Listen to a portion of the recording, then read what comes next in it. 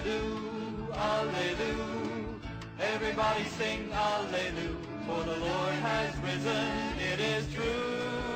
Everybody sing Alleluia. 30 years he walked the land.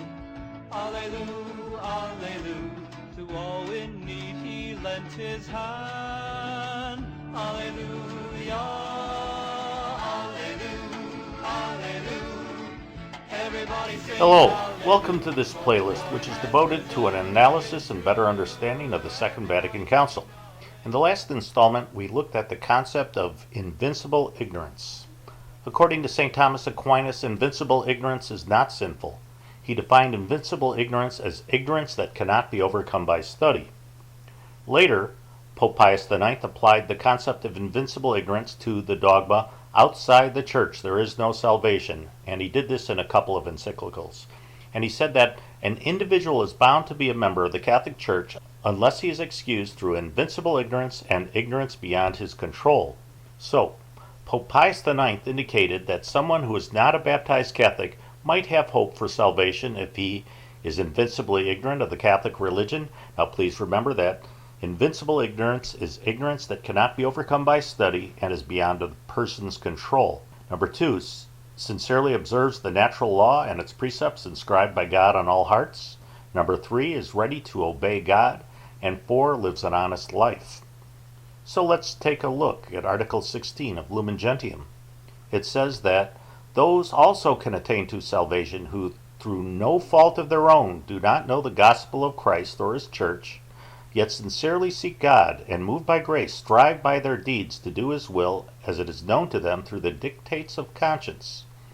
Nor does divine providence deny the helps necessary for salvation to those who, without blame on their part, have not yet arrived at an explicit knowledge of God, and, with his grace, strive to live a good life. Whatever good or truth is found amongst them is looked upon the Church as a preparation for the gospel. So Lumen Gentium seems to be applying the doctrine of invincible ignorance to the dogma that there is no salvation outside the Catholic Church. And according to Lumen Gentium, the necessary elements are: through no fault of their own, they do not know the gospel of Christ or his church. They seek God and are moved by grace. They strive by their deeds to do his will, as it is known to them through the dictates of conscience. Without blame on their part, they have not yet arrived at an explicit knowledge of God, and, with his grace, they strive to live a good life. Well, let's take a closer look at this and see how Lumen Gentium matches up with the encyclicals of Pope Pius IX. Let's start at the bottom of this side-by-side and work our way up. In applying the concept of invincible ignorance to the doctrine that there is no salvation outside the Catholic Church, Pope Pius IX says that a person must live an honest life. Lumen Gentium says that with God's grace, the person must strive to live a good life. I'll have to ask the judges if they're going to accept that response. Okay, good. Yes. These things are very similar. Moving up the list, we see that Pope Pius IX says a person must be ready to obey God. Lumen Gentium says that the person seeks God and is moved by grace. Ooh, we're going to need a ruling on that one. Okay, the judges, give it to you. These things are similar. Now, the next thing up this list is that Pope Pius IX says that a person must sincerely observe the natural law and its precepts inscribed by God on all hearts. Lumen Gentium says that a person must strive by his deeds to do God's will as it is known to them through the dictates of conscience. Following natural law isn't the same thing as following one's conscience. As St. Thomas said, the eternal law cannot err, but human reason can. Consequently, the will that abides by human reason is not always right, nor is it always in accord with the eternal law. But, on the other hand, reason informs our understanding of natural law just as reason informs our conscience. Ooh, we're going to need a ruling on that one. Okay, the judges, give it to you. Okay, I wasn't sure about the judge's decision on that one.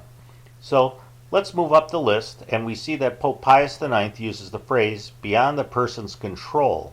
Lumen Gentium uses no fault of their own, as well as without blame on their part. I'll have to ask the judges if they're going to accept that response.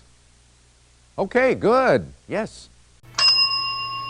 Now, a closer inspection of Article 16 shows that it doesn't use either the word ignorance or the phrase invincible ignorance. Article 16 uses the phrase do not know.